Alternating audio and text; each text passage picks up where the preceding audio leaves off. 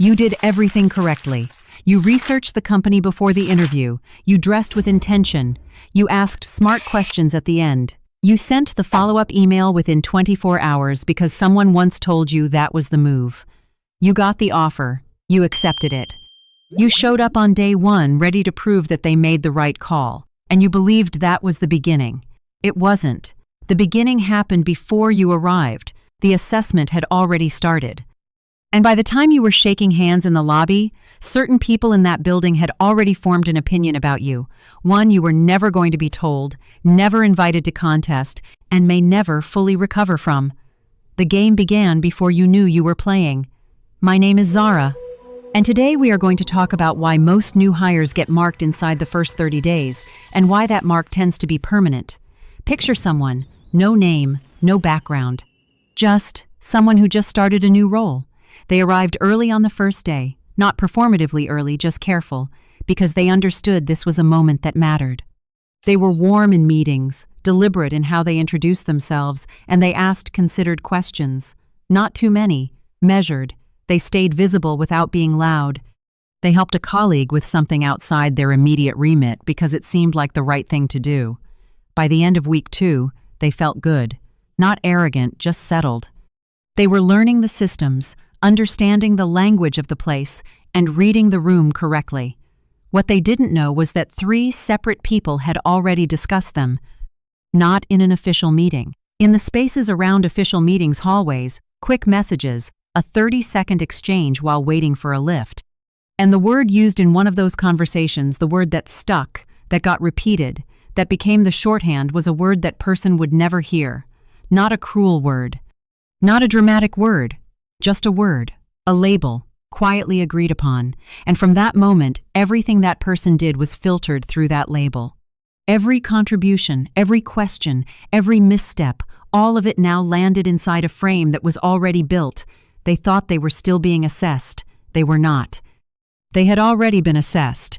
The evaluation does not announce when it ends. It simply ends. There are 4 systemic reasons this happens. Not personality quirks. Not bad luck. Structural features of how organizations actually work. Mechanism number 1, the primacy lock. Human cognition does not evaluate people continuously.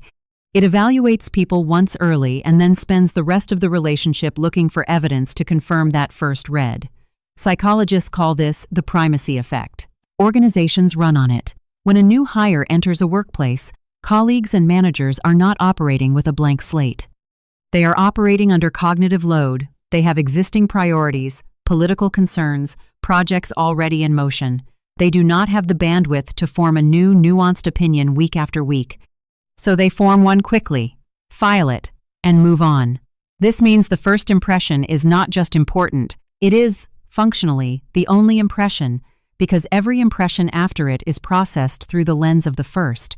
You are not being reevaluated. You are being confirmed.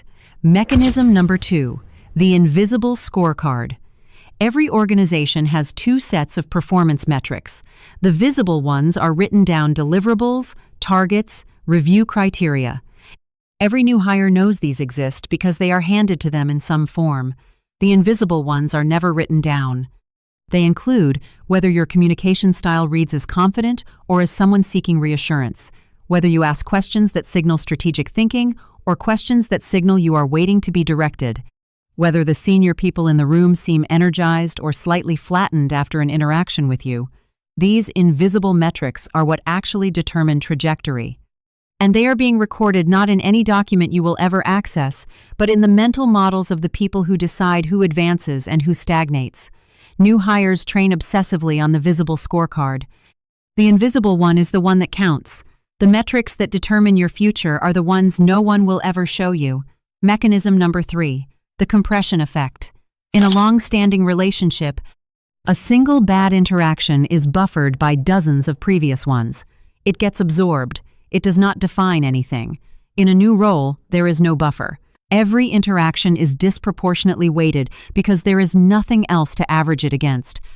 One awkward meeting in week 1 carries as much weight as 10 months of strong performance would in a mature relationship.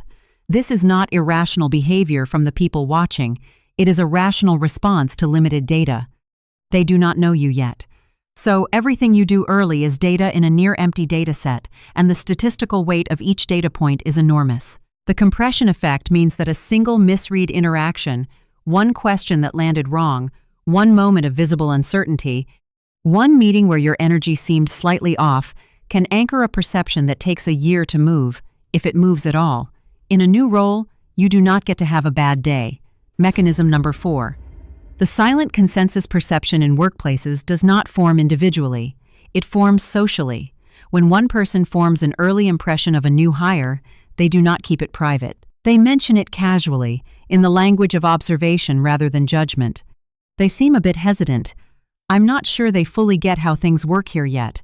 Brilliant technically, but I wonder about the cultural fit. These statements, repeated across 2 or 3 conversations, become shared perception. And shared perception in an organization is almost impossible to dislodge because no single individual owns it. It belongs to the group.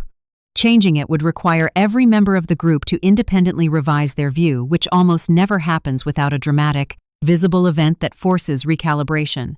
By the time you sense that something is off, the consensus is already weeks old. Here is where it compounds. The mark that gets placed in the first 30 days does not stay still. It grows into the architecture of how the organization treats you. When the label is positive, when someone is quietly flagged as high potential, they get included. They get looped into conversations before decisions are made. They get informal access to senior thinking. They get the kind of developmental attention that feels organic, because it is never announced as a program. It simply happens. When the label is cautionary, when someone is marked as limited, uncertain, or not quite right, the opposite happens. They get excluded from conversations that would expand their influence. They are not called on when something high visibility needs covering. The access that would allow them to demonstrate a different version of themselves never materializes, not because anyone is being deliberately cruel, because the system is efficient. It routes resources toward the people it has already decided are worth resourcing, and the person on the wrong side of that routing will often not notice for months. The role looks the same. The title is unchanged. The paycheck arrives, but the architecture of opportunity has quietly shifted around them, and they are now standing in a smaller room than the one they thought they entered. The mark does not punish you loudly. It simply stops opening doors. This is not a call to perform harder. Performance is not the problem. Most people who get marked negatively early were performing. They were working. They were trying. The problem is that they were managing the wrong thing. They were managing their output when they should have been managing their signal. Signal is not the same as effort. Signal is the impression your presence creates in the mental model of the people who matter. And signals can be shaped, deliberately, if you know what you are shaping it toward. Here is how. Tactical move number 1. Identify the signal makers in the first 2 weeks. Not all opinions carry equal weight inside an organization. Some people's impressions cascade when they speak about you, others listen and align. Find those people early, not to impress them, but to understand what they actually value. Have one substantive conversation with each of them in your first fortnight. Ask them one direct question. What does success look like in this environment for someone in my role? Then listen. The answer tells you which invisible metrics matter most. Tactical move number 2.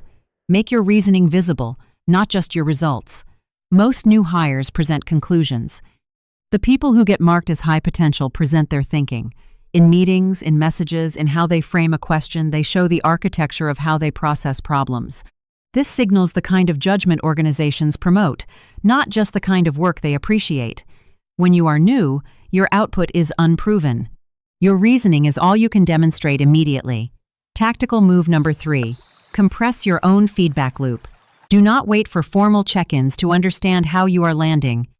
At the end of week 3, ask one trusted colleague one direct question. Is there anything I am missing about how things work here? Not performance feedback, cultural calibration. The answers will tell you whether your signal is registering the way you intend it to before the consensus solidifies around a version of you that you did not mean to project. You cannot control the evaluation. You can control what the evaluation has to work with. Most people enter new environments focused entirely on what they can contribute. That instinct is not wrong, but it is incomplete. The environment is not passively waiting for your contribution. It is actively forming a picture of you. It is deciding, in real time, using criteria it will never publish, whether you are someone it wants to invest in. And the uncomfortable truth is that this process does not care how hard you work. It does not care how much you know. It cares about what picture you are projecting in the first conversations, the first silences, the first moments of uncertainty before you are established enough to let the work speak for itself. The people who navigate organizations successfully are not always the most capable. They are the people who understand that entering a new environment is not an orientation exercise, it is a presentation. And the audience starts evaluating on the first slide. Most people spend the first month learning about the company. The people who advance spend the first month making sure the company is learning the right things about them. If something in this video named a pattern you have been sitting with, share it with someone who needs to hear it. Subscribe to Zara versus the Workplace. The next video goes further.